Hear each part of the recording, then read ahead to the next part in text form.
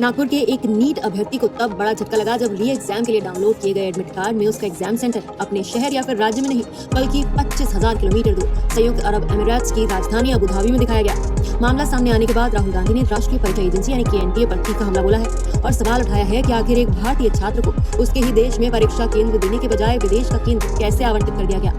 राहुल गांधी ने social media platform x पर लिखा कि नागपुर का एक छात्र पिछले 1 महीने से नीट री एग्जाम की तैयारी कर रहा था, लेकिन परीक्षा से ठीक 1 दिन पहले जब उसने एडमिट कार्ड डाउनलोड किया तो उसका सेंटर अबू धाबी निकला। राहुल ने कहा कि छात्र के पास पासपोर्ट नहीं है, परिवार के पास उसे विदेश भेजने के लिए पैसे नहीं है और परीक्षा से पहले इतना कम समय बचा है कि किसी भी तरह की व्यवस्था संभव नहीं थी। उन्होंने लिखा कि छात्र पूरी रात रुका रहा और परीक्षा देने से ही मना कर रहा था। राहुल ने सवाल किया कि आखिर ऐसा हुआ कैसे और कहा कि एनटीए देश के बच्चों और उनके माता पिता के धैर्य की परीक्षा ले रही है। उन्होंने ये भी आरोप लगाया कि जो व्यवस्था किसी छात्र को उसके अपने शहर में परीक्षा केंद्र नहीं दे सकती और उसे विदेश भेज सकती है, उसे परीक्षा आयोजित करने का अधिकार नहीं होना चाहिए। दरअसल ये मामला महाराष्ट्र के नागपुर का है। 18 वर्षीय नीट कैंडिडेट अब्दुल्ला मोहम्मद तालिब ने अपना एडमिट कार्ड डाउनलोड किया था। एडमिट कार्ड में उसका परीक्षा केंद्र अबू धाबी इंडियन स्कूल दिखाया गया था। ये देखकर परिवार के होश उड़ गए। खास बात ये थी कि अब्दुल्ला ने अपने आवेदन में ऐसा कोई विकल्प नहीं चुना था और उसके पास पासपोर्ट नहीं था। अब्दुल्ला के पिता मोहम्मद तालिब के अनुसार एडमिट कार्ड देखने के तुरंत बाद उन्होंने एनटीए की हेल्पलाइन पर संपर्क किया। वहां से उन्हें ईमेल भेजने के लिए कहा गया। ईमेल भेजने के बाद उन्हें फोन पर आश्वासन मिला कि शनिवार शाम तक नया एडमिट कार्ड जारी कर दिया जाएगा। कल 4 बजे वो डाउनलोड हुआ। डाउनलोड होने के बाद में हमने जो देखे उसको जो सेंटर मिला है वो अबू धाबी लिखा था, अबू धाबी के स्कूल में। हम लोग बहुत शौक में आ गए कि हमने तो दिया नहीं ऐसा कोई ऑप्शन उनको। फिर उसको हमने अप्रोच किया, हेल्पलाइन पर बात की तो उन्होंने हमको बताया कि तुम हमारी वेबसाइट पर मेल करो।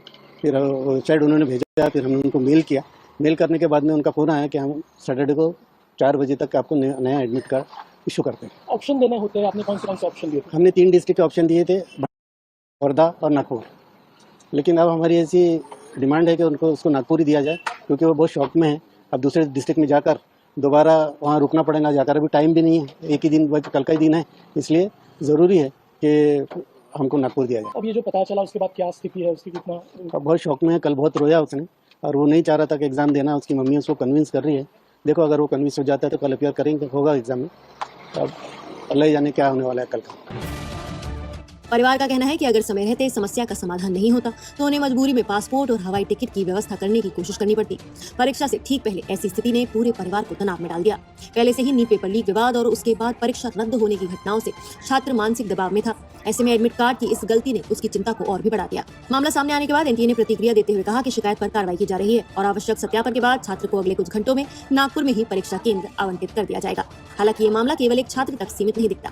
कई अभिभावकों ने शिकायत की है कि री एग्जाम के लिए जारी किए गए नए एडमिट कार्ड में उनके बच्चों के परीक्षा केंद्र बदल दिए गए, जबकि उन्होंने पहले वाले केंद्र को ही बरकरार रखने का विकल्प चुना था।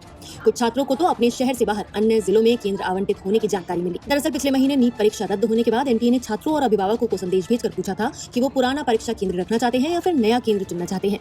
कई अभिभावकों का दावा है कि उन्होंने पुराने केंद्र को ही बनाए रखने का विकल्प चुना था। इसके बावजूद नए एडमिट कार्ड में अलग अलग केंद्र दिखाई दिए।